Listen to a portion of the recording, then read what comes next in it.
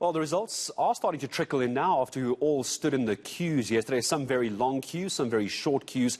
Some people had very different experiences, didn't they, in the 2021 municipal elections? Around 8%, just 8% of the votes counted countrywide so far. And for you joining us for the latest we have for you as the numbers still come in, the ANC is leading in the city of Johannesburg and Ekurhuleni, while the Democratic Alliance is leading in Tshwane. The DA continuing to lead in the city of Cape Town as well. Of course, waiting for an update from the IEC later this morning to find out exactly how many South Africans actually went out to the polls yesterday. Let's remind you of the numbers. It's all about numbers during elections and results, isn't it? Over 26 million people had registered to go out and make their mark and to go and vote. But by 5 p.m. yesterday, and this is worrying, isn't it? Only 8 million people had actually cast their ballots.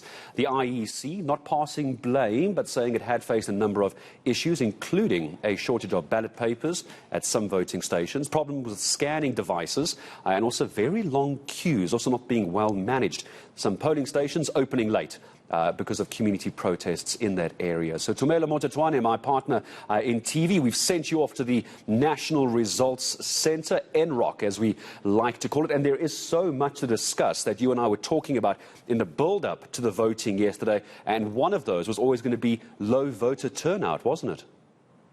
Yeah. Absolutely. That low voter turnout, Gareth, quite a concern there for the IEC. You remember we crossed to Glenn Mashinini out in Fourways when he was casting his vote there with our reporters Lindelo Masekandi.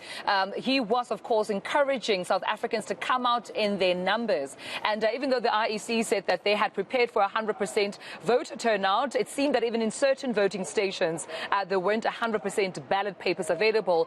Some papers had run out of, or rather some voting stations had run out of ballot papers. That seemed to be a problem because it delayed, obviously, voting. People were stuck in queues for hours on end. So quite a concern that we're seeing. I suppose those and other factors contributing to that low voter turnout, Gareth, that we spoke of. Yeah, I mean, I'm not sure if you were keeping an ear to the radio yesterday. It was a very early morning for all of us, but it seems that the weather, Toombs, might have actually played a bigger part. We saw photos coming out of the Cape Town area and areas around the Cape, howling winds, driving rain, and then we were experiencing a bit of a heat wave. It seems it wasn't a heat wave, I know, but a bit of a heat wave. And I think a lot of people weren't going out to vote as a result of that as well. But still, when we look at 26 million registered voters and only 8 million coming out. I mean, I'm not a maths person. We have roughly 60 million people in the country, around 45 million eligible voters, 28 million of them actually registered, and only 8 million pitched up. It doesn't say much, Toombs, does it,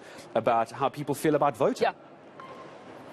Absolutely. And you know that we've been always talking about, other factors contributing, such as, power outages in the country. There were still some traffic lights not working on our roads, Gareth, at least in some parts of Johannesburg where I was stationed. But back to the point you were making there about the weather. You remember when we were talking to Gervin Whittles, who was out, covering, other voting stations with the COSATU president, Zinge yesterday, that it was already windy and cold, that particular voting station being fairly empty at the time of the morning. But also, I mean, I remember we were just talking about whether or not you should cast your vote first thing in the morning or later on in the evening, and you advised everyone to get there as soon as possible. I have to admit, I didn't heed your advice. I decided to only go to my voting station at around 7 p.m. in Midrand at the Jacques View tent. And listen to this, it was only then that I saw people in their hundreds. So it seems some people were making last-minute decisions to go out and vote at that hour. The roads were busy at that time, but still, it does not reflect on that good voter turnout. 8 million people only, unfortunately,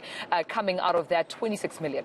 And we're going to get an update, no doubts, from the IEC, where you are a little bit later. Simon Mabolo going to be on that podium behind you as we take a look at some of those numbers coming through on that big board behind you. The issue a lot of people were asking, and it's a good question to ask as well, is if voting stations opened late yesterday morning. We knew there were some issues with some officials not arriving. Some people were arriving and the gates weren't open in some areas. Reports, again, not confirmed. Are you allowed to then leave the voting station open beyond 9 p.m. Last night? So I suppose that's what we're looking forward to this morning as well at the IEC.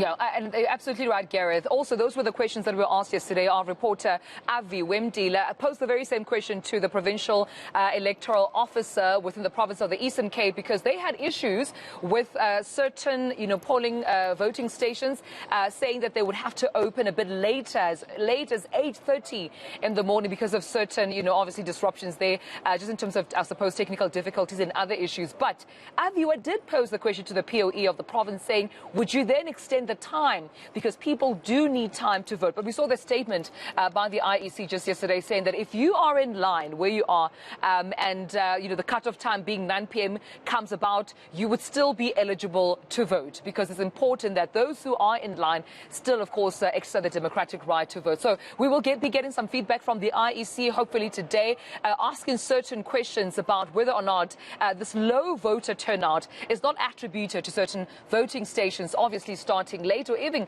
facing disruptions like, ballot papers obviously exceeding there and being empty, but also disruptions in the system. I had a friend call me and say one of the Lone Hill-based voting stations had a system problem, so they could not, unfortunately, start at the time. They had to wait for a couple of minutes or perhaps even an hour in certain areas. So we'll be posing those questions to the IEC, because they're very important in understanding this voter turnout. I mean, I saw in my area yesterday, in the Rand Park Ridge area as well, Rand Park Primary, I think it was, people queuing and then having to wait for about 2-3 hours. For some bizarre reason, they'd run out of ballot papers. But here's what I think we need to explore this morning, Toombs, is we were told by the IEC, you had these interviews, I had these interviews, they had committed to 100% ballot paper availability. And that means a ballot paper for every person who registered, 28 million or thereabouts. Right. The problem is it was such a low voter turnout. How could they possibly have run out of ballot papers when not everybody pitched up? Yep, that's the question that we're asking this morning. And also, in terms of understanding, I mean, even some of the allegations that unfortunately some of the presiding officers at the IEC are faced with, Gareth. I'm sure you've heard this. One of the presiding officers in Ekurhuleni being investigated for, coming up with a lot of already marked ballot papers, trying to shove them in one of the boxes. So those investigations happening to say that if you indeed had that 100%, just ballot paper, just in terms of accommodating everyone who's registered to vote, then how were you dealing with some of these issues that also include some of the presiding officers, IEC presiding officers at that, potentially committing such, crimes against democracy? Those investigations still going on, and we're hoping to get those answers as well from the IEC. All right, so just a reminder, if you have just joined us this morning, I think we're going to try and bring up those numbers for you on screen again. But if you've just joined us here on the South African Morning, let me just, Tumi and I, bring you up to speed with the latest that we do have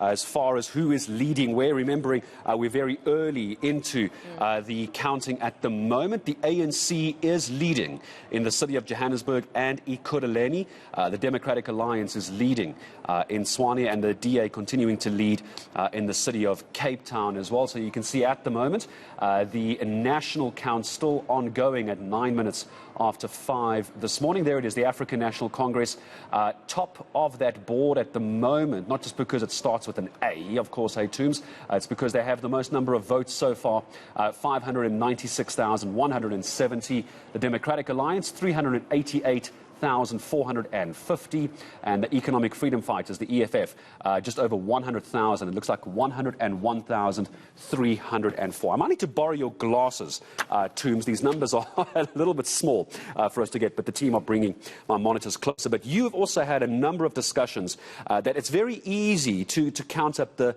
metro votes, isn't it? Where we're going to start seeing these numbers perhaps making a difference for the EFF, perhaps in the provinces outside of Gauteng, outside of the Western Cape, outside of the big urban areas, if you will, is the rural vote, something we've been speaking about for a while now. I imagine that's going to take a bit of time to come in. Yeah, absolutely. And you know that the EFF and other parties have been trying to make inroads in those parts of the country, in certain metros, in certain, provinces, Gareth, besides where they, of course, usually are dominating. So those numbers quite interesting to see there, of obviously the EFF still coming up third, just in terms of those results. And as you said, it's still early days. It's still only the first morning after that deadline of 9 p.m. last night, where you had to cast your vote. So I suppose we'll be seeing more and more numbers coming out. But also, also, each and every time when you spoke to some of our political analysts, didn't they say this might be quite an interesting time for the independent or even the smaller parties? So it should be an interesting one to also focus on and zoom into seeing how they progress, because we've always been asking on our Make Me Your Mayor feature on the South African Morning whether parties would be open to coalition. So these numbers, these results might be able to guide and kind of project, even though it's still early, on whether or not that might be some of the probabilities that the different parties are looking at to making possibility for coalitions, or they'll make a clean sweep. Yes, we know they've been hoping for clean sweeps in most of the metros and the municipalities. However, just judging by those numbers, and as we keep track of them, I think it should be interesting to also look out on how they turn out. Absolutely. We're going to come back to you again a little bit later. Tumelo Mothotoane for us at what we call NROC, the National Results Operations Centre. Doesn't look that busy behind her yet. Everyone's still getting coffee, of course, as the numbers start trickling in. Going to be political parties. Going to see IEC officials start trickling into the National Results Operation Centre.